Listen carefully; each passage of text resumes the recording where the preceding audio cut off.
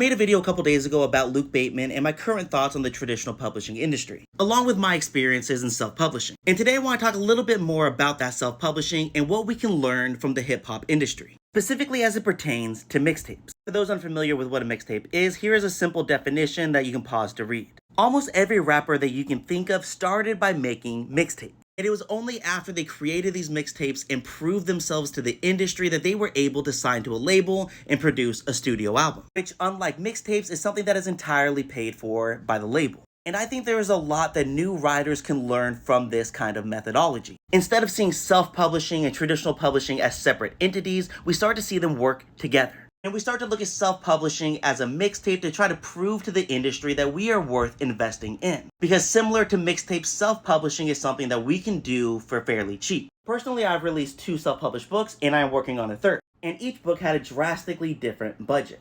My first book, I only invested maybe a couple $100s at most. My current book, I invested about $4,000. While the book I am working on now will end up costing me over $10,000. But the reason I was able to jump from $100 to $10,000 was because of sales. In the same way that a rapper can invest more and more in each mixtape as they get more success. And while I personally haven't been able to make the jump from self-publishing to traditional publishing, there are several authors who have. Andy Weir of The Martian, M.L. Wong of Blood Over Bright Haven, E.L. James of 50 Shades of Grey, Rupi Kaur of Milk and Honey, and several others. And one thing that you will notice is that it works for different genres. But before I say more, I do want to emphasize that I am not telling every new author that they should self-publish. Because in self-publishing, a lot more work is put on the author. And to truly be successful, you need to do a lot more. Like being on social media, making these TikTok videos, YouTube videos, Instagram posts, and all of that. Because there are a lot of resources that a self-publisher is not going to have that traditional publishing would. For example, bookstores.